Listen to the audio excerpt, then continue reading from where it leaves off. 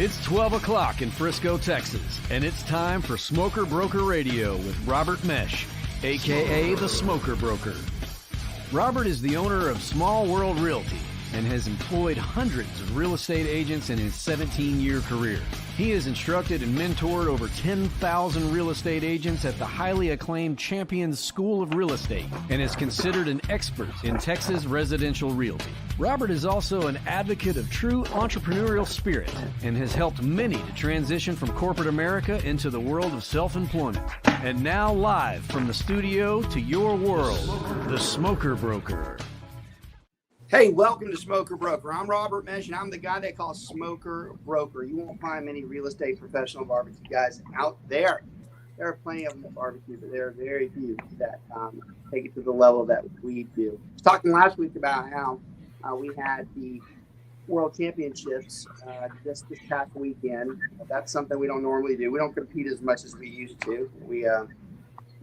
That's usually charity that we do our barbecue stuff for, but we do still do the pro level every once in a while. We did it this past weekend, and like I said in our last show, we finished middle of the pack pretty much everybody, but we did finish 17th in sausage with about 700 people or so, with pretty much the world's best out there. So that was a highlight for us. It's pretty much why we keep going back. It's something we enjoy doing, and we're not half bad at it every once in a while. If we stay sober, we're really good, but it was good to be back to the World Championships there. We had a great time, and that is, in fact, where that Smoker Broker name comes from. A lot of people always ask about it, and that's what we do. I actually run what's called the FDR group at Keller Williams. I think it's sometimes overshadowed by the fact that I do the barbecue stuff, but I'm actually a much better real estate agent and broker than I am a barbecue guy, so thankful for my guys on that piece of it. I always bring some of my crew in. I can't do this by myself, and like I said, they're usually a lot better at than I am at it. I got my buddy Mike Dellis up there, longtime friend and a real estate agent with me as well. Got Mr. Gary Rich on my corner. He is a mentor of mine. He's taught me how to be a long-term instructor, and he's become quite the friend over the years. He runs our stuff down there in the San Antonio area in South Texas, down the coast, Corpus Christi, and all that good stuff. Got Miss Richa, who's probably one of the smartest agents that we have. We were just bragging on her about her last show and her analysis. I was telling Mike that literally, I think even a PhD would have probably said that's a good assessment to what's happening. And then I got my buddy down there, Phil Goff, and his assessment pretty damn good too. So Phil is actually one of our primary lending vendors, but I asked him to come on. He was an appraiser at a time, and he was very clear. It's not something he did for a very long at all, but he has some insight. So I asked him to come on with us today because we are going to talk about appraisals. We hadn't done it in a long time, and we're going to go ahead and discuss it because it's changing with the shift. It affects us the way we do things. It's going to be interesting how the document about the addendum per appraisal, how often we're going to see that anymore. We go from it's on almost everyone to where it almost disappears. So we're going to talk about that, but we're also going to talk about the intricacies of the appraisal process. Now, if you watched our show last week on finance, we were discussing why the FHA or the VA can have some issues. Well, we're going to continue those conversations probably at a deeper level on this particular show because the appraisal process can be held up depending on whether you went one of the government routes. So I want to thank everybody for taking the time, especially Richa and Phil for doing double duty for me there for today's show. You all see the shows every week, but we actually do them back-to-back each day. Since we're not so much in the live studio anymore because of the COVID pandemic. But actually, now that that's all done, we actually prefer doing it this way anyway. So it's more convenient for us. We're able to get more shows out. Plus, we've done a ton of them. We've got to be close to the upper 150s or 160s by now. We're almost on our third year of doing this. We absolutely love it. It conveys our brand. And it also is a great educational tool. It just gives you a tip of what we have to offer in our particular group. So let's talk about appraisals in general. So let's talk historically about how appraisals came about and what's happened over the years to get us where we're at today. You know, there was a point in time where money was lent and it was just given on good faith. Say, here, you pay us back, whatever. Well, it didn't take most financial institutions long to figure out that that just doesn't work. So they're going to have to look at other things.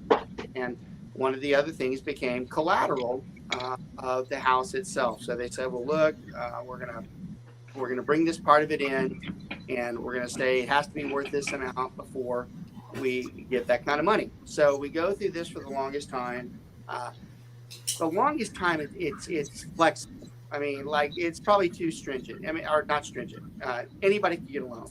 We used to joke before 2008, you could have, you know, I guess I'll show my age. You could have had Mr. Ed, you know, order a, do a loan, and he would have got the loan. Jealous, like, did I watch that show? But it was just anybody could get one. You know, it was just so flexible. Well, then the crash in 2008 comes, and they just hammer the lenders. And you know what? Rightfully so. Even with Bill being one, although he was one after, so he doesn't count. But even before then, they crucified those guys. They were like, y'all gave that money to everybody, and y'all are the reason why we're here. And there was some truth to it. So in the government's ultimate wisdom, the way they fix everything is they decided to go the polar opposite. They decided to make it as stringent as possible for somebody to get money, and they put all these rules into place. And a lot of these rules came down and affected the appraisal industry. One of the most noted was the Dodd-Frank Act, which is typically not considered a very friendly real estate act. It has nothing to do politically with who Dodd is, or, you know, it's just a matter of it was very detailed in what we're responsible for and how it affects us. And it had life-lasting changes to us, and continues until something changes about it. So one of the significances to the Dodd-Frank Act, or the Frank-Dodd Act, whichever way it goes. You had it right. All right. Dodd-Frank. Dodd-Frank. Yeah. They added what was called a collateral underwriting agreement, to where they finally let an appraiser start attributing value to upgrades. See, up until that point, a lot of people were surprised by this too. Up until 2008 or so, most of us, when we valued a house, whether it was an appraiser or whether it was a real estate agent, we rarely took into account upgrades for the value of your home. Now, that irritated a lot of people. A lot of people would be like, well, that doesn't make sense. Like, for instance, they'd be like, well, why, if these two houses are the exact same, I can't get them equal here. If these two houses are the exact same, yet mine has $50,000 more of upgrade, then why are we selling for close to the same amount? So common sense wise, a lot of people argue, well, that's not right. It doesn't make sense. But that's the way we did it. We looked at square feet. We looked at the location, the age. Those are the primary things that we looked at when we comped the house. And we still do. Appraisers as well. This is still the generics that we look at. However, appraisers have gotten into where they try to give value to an upgrade. Now, when this first came out, some people were like, you know what, it's probably about time. Yeah, you're right. It's not fair that someone put all that stuff. Like, me and Dallas are a great example. Dallas is as handy as can be. I can't do a damn thing. He's always doing more upgrades than I'm going to have. So if we have the same house, you know, he's going to be like, well, why the hell is Mesh's house selling for the same as mine? I've worked, 500,000 hours more than he has. Here's the reason why it was always like that, okay? You can have someone that would put $20,000 worth of hardwood down. And they would be like, well, I just added $20,000 to my house where they could do anything. No. You put $20,000 in, but it's very possible that you were a sucker and you paid twice what that would have cost. So why should I pay for your stupidity? Why should I pay $20,000 because you did? Like, me and Mike are a great example. Mike would be the guy, or whatever I would buy, I would have spent 20, and he would have gone and probably spent 7 on it and said, well, you're a dumbass. Why'd you do that? So this is out there. Okay. This is a problem that we have. And the appraiser goes in, and I really, Phil was super clear about it. He's like, hey, I'll come on and answer basic questions. I'm curious about his opinion when it comes to saying that is worth this. I want to hear him say what he would think, because I've always been of the opinion, I think they just threw something out there and said, that's as close as I can come to it. Because here's the thing, no matter what, no matter whether Phil's right, no matter whether I'm right, it's subjective. And anytime you have subjectivity into adding an amount to something, we're going to have problems on an ultimate value. Yeah. And if that ultimate value is off, we could have an issue with a loan falling through. So I want to bring my friend in, Phil, here. And like I said, I appreciate you coming back to back for me. And I appreciate you saying, hey, look, I can answer a few, because I get that. But your few is going to be good enough. Tell me your generic feeling about when you became, I actually like the fact that you only did it for a little bit, because I think your answer will be more genuine. How did you feel about when you first started looking at appraisals? Were you doing it during the time where they did start saying, hey, you can account for an upgrade or take away for lack of upgrades? So to be honest, I don't remember that being a hard, fast rule. Okay. However, as part of your comparisons, you look for houses that are similarly upgraded. If you have a house with a pool, you look for at least one comp with a pool, so you can see what the value difference is between a house with a pool and a house without a pool.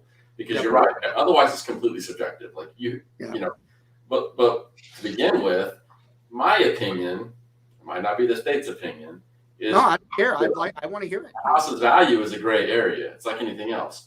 Your house could be worth between $250 and $280. And I think the reason that appraisals began, with everything you're saying, was more to stop predatory stuff from happening, right? People from coming in and buying houses way less than they were worth and way more than they were worth. So, to me, if it's within $10,000 or so, I don't really see a problem. Phil, you just said something, and I know it's because you have the same background that I do, and it's something that I'm very passionate about, and I still don't understand why I'm not listened to. So Phil has an accounting background like I do, and it doesn't surprise me he said that the way that he does, because he's alluding to something that is terribly missing right now in this appraisal issue that we have. Most large corporations, when they do their accounting, there's no fancy word for it. They use what's called a plug. When they get to where the amounts are off and they just don't tie completely, they'll put what they call a plug to even it out. Well, a big corporation plug, you could be talking like 3 or 4 million sometimes. And by the way, this is what causes a lot of corporations to get in trouble, because usually when you see some type of fraud, it's because of these plugs. Or you look at variances, yeah. Right. Well, here's my thing. The way it's drafted now, an appraiser comes in, we're at, $300K value. The appraiser comes in like at $295. That should never fall through because of its proximity. He actually said the right amount too. Like if it's within 10%, I'm like, the whole purpose of the appraiser was to stop fraud. It undermines the free market. That's right. Yeah. So if it stops fraud, then why, if something's off 5%, clearly no fraud was being driven there. That's very possible that there was a difference of opinions. No one's trying to screw anybody. How can a loan be trashed because of it? Those guidelines are written by someone who does not understand financial common sense when it comes to home values. And got Phil, once again, his wording. How did you say? But how often is that happening? Oh that my God! By 5%, 10%? Oh my God! Oh, off by less. In the last year, a ton. Oh my God! Yeah, right?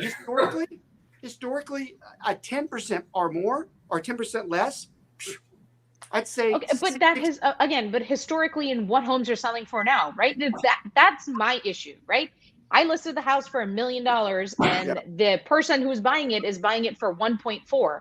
So if you're telling me my appraisal came in at 1.390, how is that possible? My house is worth $1 million based on sales, not what somebody's willing to pay for it. Right. Definitely last couple of years, a different type of appraisal issue. This time, we're not talking so much about was there an upgrade to or a lack of upgrades that caused the Well, the difference. upgrades just go out the window. Right, It makes right. no We just got difference. someone paid more, What right? upgrade? You can have a Right. pool, you can have an asbestos infection, infestation at that point. It doesn't matter. Right. So, Well, like, how do you account for that gap in terms of an appraisal, right? And so then why can the appraisal fall through in 5%? You're right. And where you would have to have this is, and Phil probably knew this when we started talking about it, this is probably much more geared towards a home that's under 400,000 than it is for a home over, because you can have, go ahead, Phil, who was saying something? Oh, I wasn't saying that. I was just nodding my head. Yes. No, say it. Go ahead. Well, when you get, the higher you get, and actually really that keeps going up. If you get above like a conventional level or an FHA level, then a lot of times it's harder to qualify for those loans, but the restrictions are way less. So because and the level of qualifying makes it so that the risk is way less on the bank, so they're willing to look to the left a little bit. Basically. Richa, you do make a good point that this is more geared towards the. Actually, if you want to have a real intelligent conversation about it, it actually merges with the conversation we had on the other show. If we're running towards a major housing crisis, 400,000, right? Then why are we talking? It does make me wonder whether we see it or not. But again, those are unfortunately the group of people that don't have an extra $10,000 just sitting around to meet the gap. Yeah. Well, a $400,000 house at 5% is $20K. That's right. $20,000 to someone buying a $400,000 house is large. It is a large 1.4 is not a big deal at all. I understand the difference between the two. What I'm saying is I'm not in favor of the appraisal, not like the lender not approving or backing out of the loan because of a 5 or 10% variance. Right. You're at saying the 400,000 price point. Yeah. You're actually saying that that probably is not going to happen in the upper ones. But even if it did, it's ridiculous because you're actually saying in a different way than what we're saying. They should not be able to go through there and say, we're not doing this. And I like your take on it was different than I was going for, but it's the same one. Like if fraud is not being committed, there should be a waiver. There should be a waiver that says, hey, look, we're good, but there's not. And because of it, it causes a lot of issues for us when a house is about to drop because of an appraiser's opinion. Now, when I do this show and this topic, and I do it in front of a lot of people, 95% of the appraisers, fantastic, top of the line, do their job exactly like they should. It's the few bad apples that give this group a bad name. But I'll tell you one that I did recently, and it's the objection that I'm making. So I valued the home. I'd like to think that I'm more than capable of valuing a home, probably even better than the average person out there. I'll go that far, right? And the appraisal comes back and it's off by $50K. And I'm like, there ain't no way it's off 50,000. So I go and I look and I find out that the appraiser is in his first year. Not that I care, because I don't penalize somebody for that.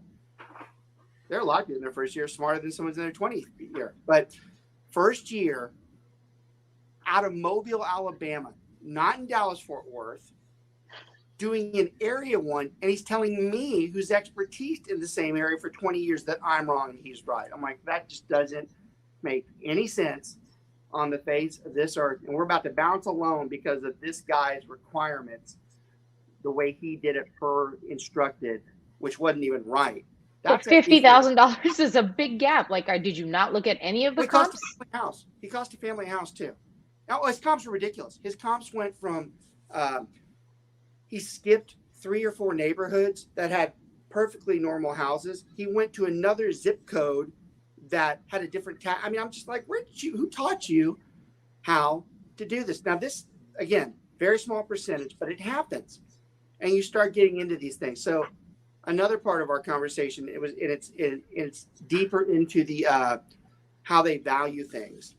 So the pool conversation, I'd actually like to hear Gary on this. Gary, so you and I both know there's myths about the pool. There's a lot of people that think when you build a pool that you completely already lost money. That's not true. It depends. But the appraisers, they have a different view on how they look at pools, don't they? Oh, absolutely. You've got some appraisers that think that, it's a luxury amenity and they'll give it X, Y, Z, maybe 20% of its original cost and value, maybe even less. But it's that's also, what I love. See, that's the part. See, I never knew what it was, the percentages, but I've always known the common sense level of how do you figure it's worth that? Like you can have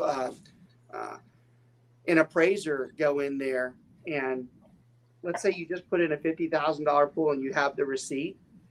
The appraiser goes in there the next day. I've seen them go, it's 30. I'm like, how? How do you figure? or less. These It's guys like are driving a cough a lot. Yeah.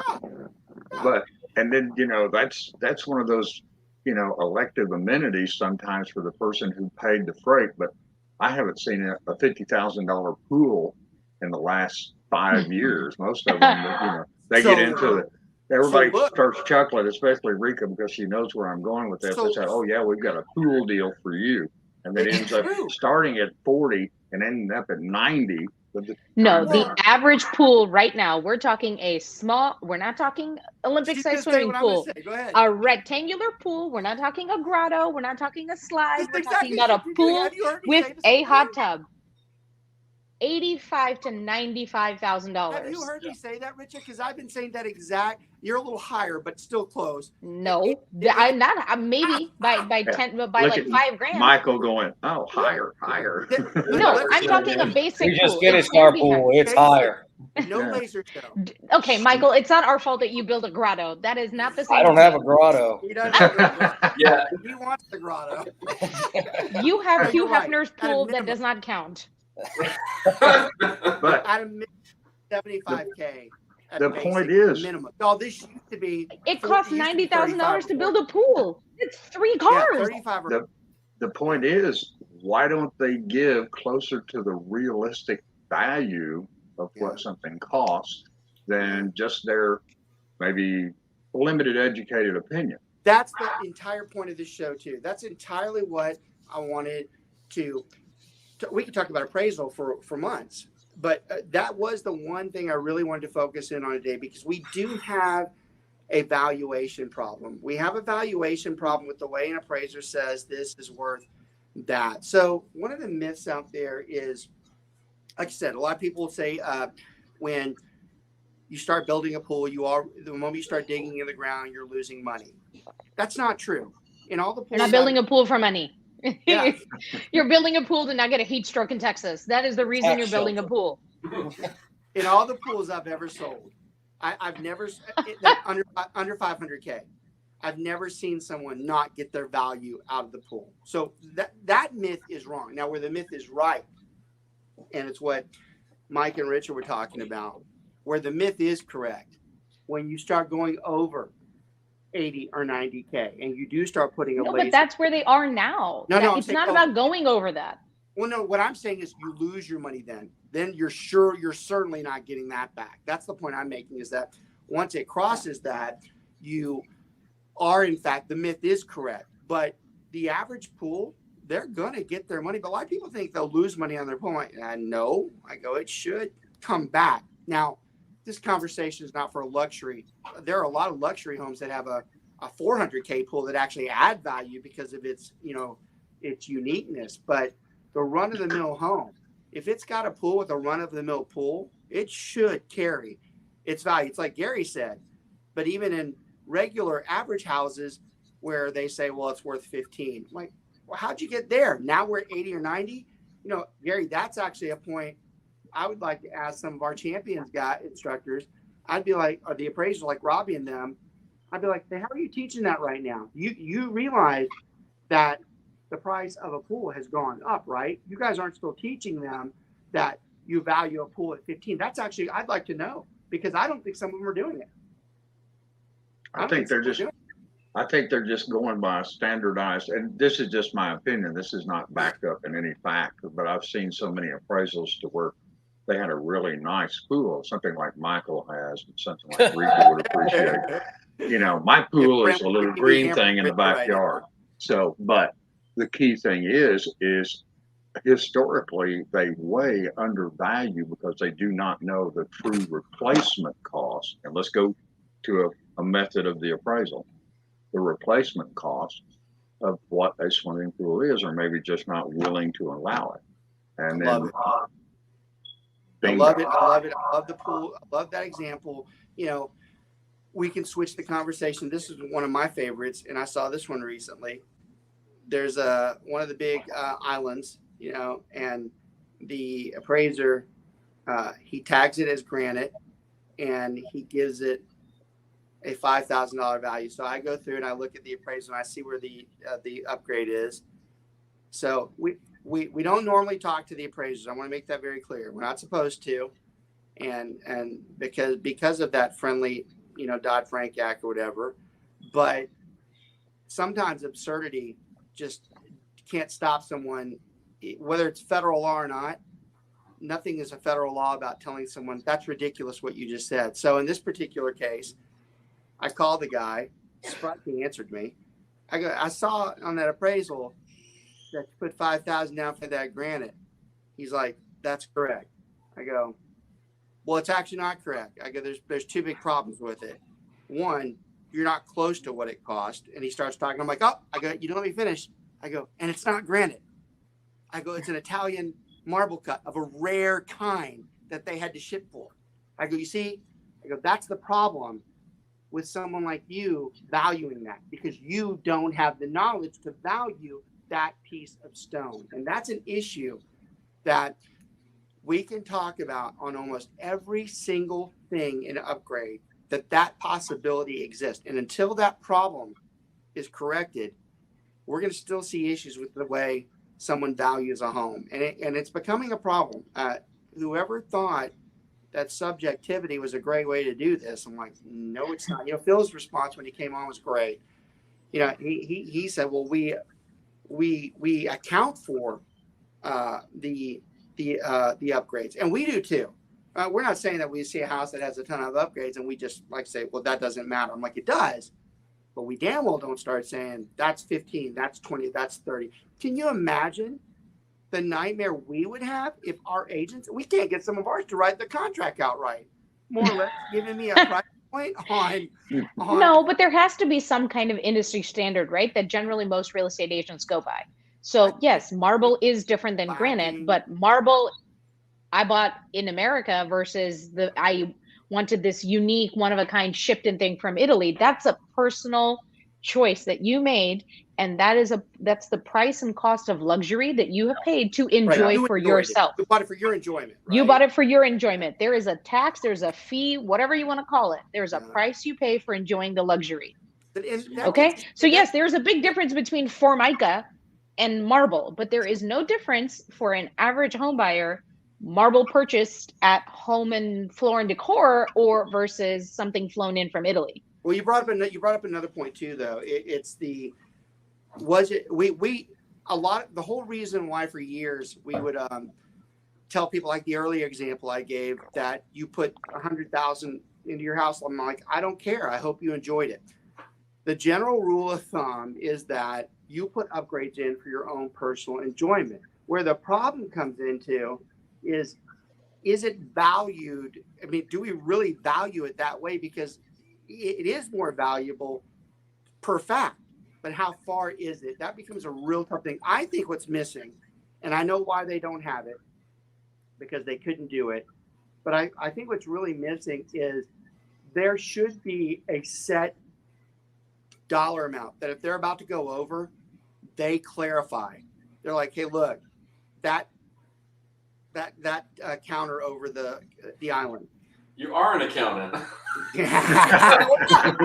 Your true colors are showing. Love language to me here, Robert. I mean, why the F do we audit stuff? We audit stuff to make sure that somebody is in line with what they're doing. And that's exactly where you go back. Hey, look, I know that has more work to it. I can't. Do you have anything that can show me that homeowner will be able to tell you that value? They'll be able to prove that value. I think that those things should be entered in. Now, I know why they can't. because it'd be impossible. Yeah, there's what something costs in Texas versus Hawaii Right. versus Kentucky versus Idaho is completely different. Now, if you're going to get down to it and try to have a set, the whole point of Dodd-Frank and all the appraisal process, right, was to have regulatory tools to have some kind of financial reform from frauds trying to That's right. take To advantage. eliminate fraud, right? to prevent So you made fraud. a bunch of line items to abide by, but you left it halfway. You didn't finish the project. That's exactly what happened. You didn't connect the dots, and you do. And yes, you're right. It is going to be difficult to come up with a regulatory standard for each state. I think Richa hit it right on the head. But what other choice do you have? Yeah, there is no regulatory standard for based on regional. And what we're looking at is, when you brought up the example back when we had to deal with the appraisal management companies 2-3 years back, you would have a guy in, Cincinnati, Ohio, trying to tell you what the value of something was in South Texas. Well, that's like asking somebody from New York, what's Louisiana gumbo supposed to taste like? That really has no clue. Well, so it's a systematic problem to me, and so I'll liken it to something in accounting, and I'll connect the dots for you. But I don't know if all of you remember Enron. Everyone remembers Enron in general, right? So in the accounting world, it used to be you did things because you knew they were the right thing to do, and then some people came through and did the wrong things. And so the way they fixed it was they made so many rules that now no one knows what the right thing is and not. So they made too many rules. So now you can't actually do what the right thing is, even if you know you're doing the wrong thing, because you'll get your license taken away. And I think there's a lot of that in appraising, right? So we've got to the point where common sense isn't even a question, because these guys are worried about their license. I personally knew 3 good appraisers that didn't make it through that. And I could have told you, knowing them, they were good guys trying to do the right thing. They weren't messing with values, but they made so many rules they took out the ability to use common sense. So you just brought the other point that I wanted to make too, and anybody who follows me, and it's a primary punchline I use for everything. I do detest when common sense has been removed, because.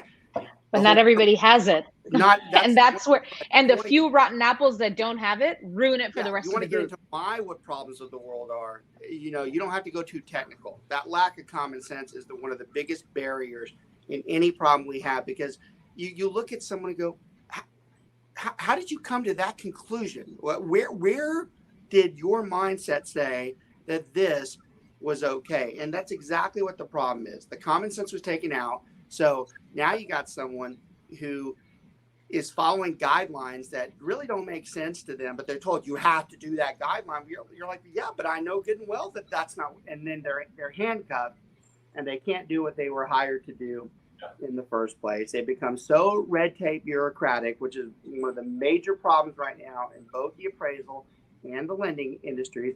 And in defense of them, I get it. The amount of deceitful people out there and what they're able to pull probably merits it. There's got to be a happy medium between someone going, wait, there's no way that house was off 40 or 50K.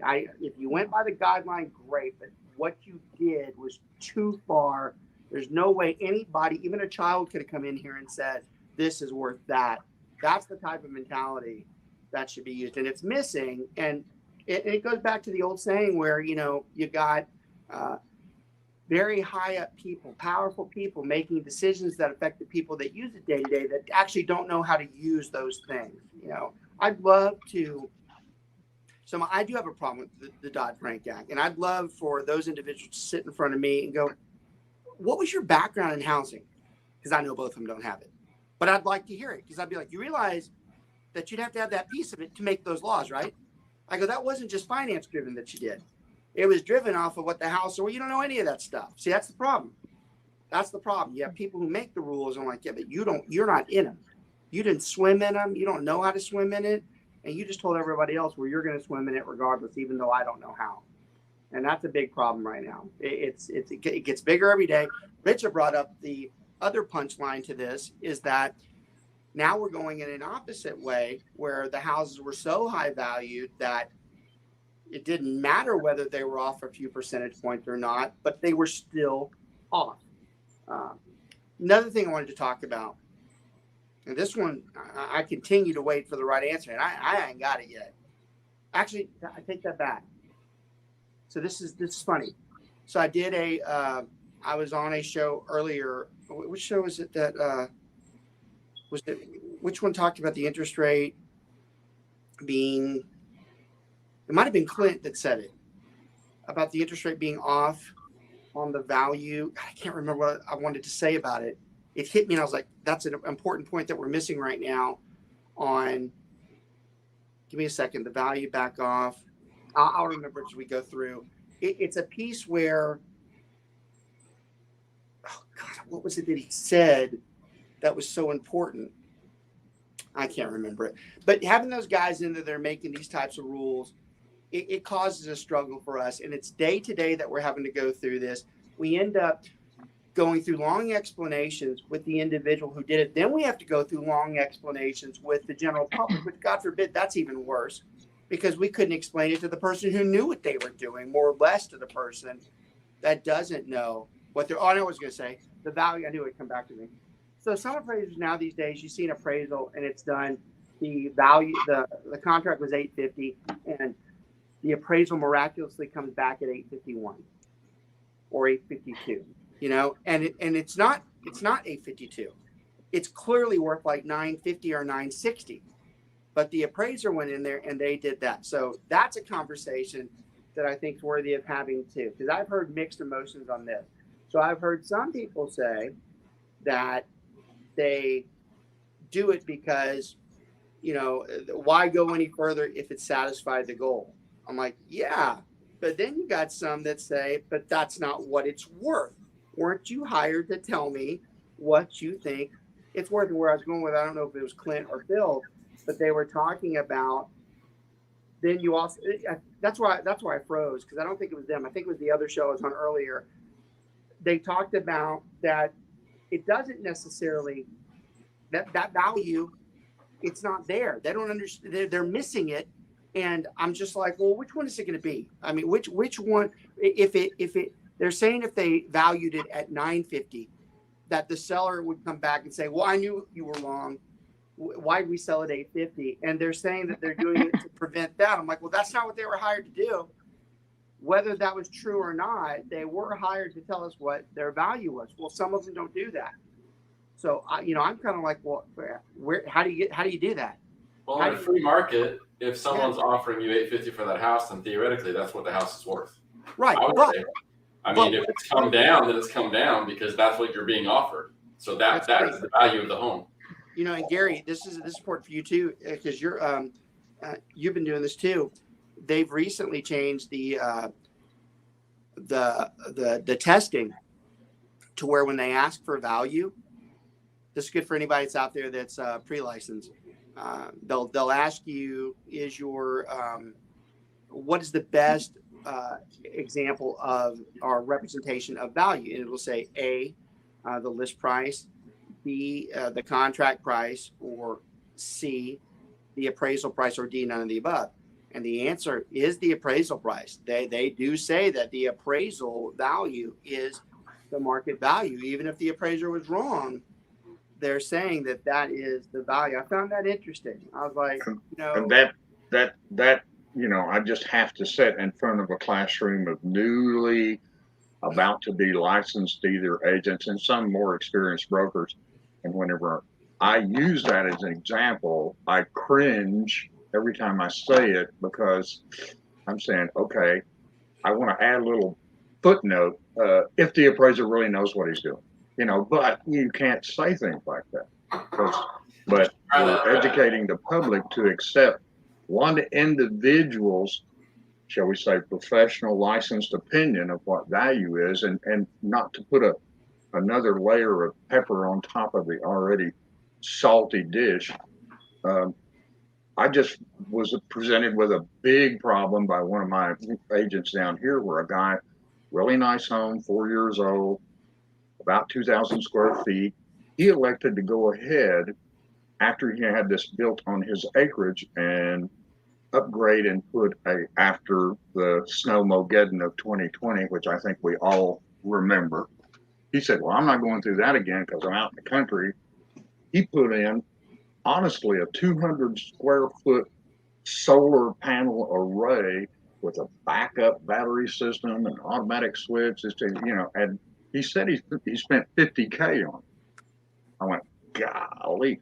And quite honestly, what value does that have now? Yeah. There's a guy next to him that's basically got a butane tank sitting out, behind his, tool shed,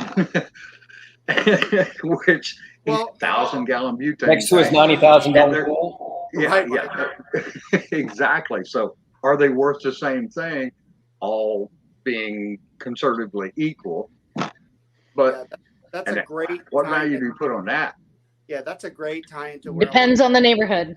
Yeah.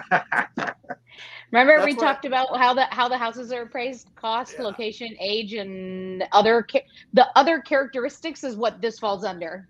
Right. All the other frills that are part of the dress that you're putting on that pig. How nice is the dress that you put on that pig, basically? Yeah, wanted to conclude we with. Unfortunately, have to deliver the bad news, Robert. Yes. No, I agree. For the bad news bears. One thing that Gary's talking about, and it's a great way to segment to the ending here. It does bring up the question: what does the future look like when it comes to appraisal? So Gary brought up something that is more obscure, but I'll bring you up something that all of us are starting. Hey, it was a great show. Yeah, I like that. Yeah, that's a great point. There he is. He's back. It's getting cliffhanger. We're going to start seeing the wind. We've seen a lot of the wind powered stuff. So you see a lot of the big, like a university, like up in North Texas, the University of North Texas. You see all the big windmills. You see in Coppell on North Lake. These are places that are powered because of wind. We've been seeing recently a lot of luxury homes that you have like Gary was talking about, not solar panels, but we've started seeing windmills on top of the pool equipment, and it's using the power from the wind to power the pool. Well, y'all, that technology is expensive, whereas solar panels. That's $20K. Yeah, Whereas you see solar panels, 30 years ago, nobody could afford them. Well, even today, they're still expensive, but they're still more affordable. So you see more of them. Well, you're going to start seeing that with wind, especially in places like Texas, where wind is very prevalent. And, a lot of people always refer to Chicago as the windy city. I'm like, that's a political term, right? It's not a weather term. It refers to how many people come in and out of office. We are actually the windiest state in the country. Well, you have people that are learning how to harness that power. It's only a matter of time before those devices become more prevalent. And then you start saying just what Gary said. Well, how much did that cost? Was it 50? Was it 30? And are we now talking about something that was for the seller's enjoyment, or was it talking about, no, that actually improved the value of that house because that house's power bill is significantly lower than that guy? So you start getting into how does that work? Where does that go? And the one last thing I'm going to mention, and this is a whole nother show combined. In fact, Phil, we might bring you back to this one, and Clint as well. When you start talking about what assumptions are going to do, this country is about to witness the greatest amount of assumptions in the history of us doing this. You have hundreds and thousands of Americans who purchased a home under a government note that most are assumable at under 4%, and you're about to get to a market that might be at 7 or 8%. Those people are about to put their houses on the market, and they're going to flat out say, the guy next to me, you're paying 8%. You can get my house for 4%. So I'll cut you a deal. You give me another 75 or 100K for my house, and I'll save you 200, 300K in interest. I can't wait to see how we start valuing that, because what you're going to find is you're going to start getting MLSs that are going to actually have to have an addition that says this was given on an assumable, and they're going to have to factor that in. So the conversation is fascinating when it comes to the world of appraisal and how it affects us. And, you know, today's judgment was really just to talk about some of the problems that we have. So for all the agents, you know, that are especially new inside that 1 to 5 year range, the takeaways today should have been, look, some of those things can cause problems and you need to get yourself familiar with them. But the subject is greater and much deeper than what we discussed here. Y'all, I want to thank everybody for always watching. I want to thank my buddy Phil Golfer coming on again. Of course, always Michael, Gary, and Richa, good friends of mine. We can't do the show without them. Literally on almost 3 years now, 150, 160 episodes or so, which continues to show the content is very valid for the people who watch. So thank y'all for watching. We'll see you guys soon. Take care. Have a good one. Thanks, Robert.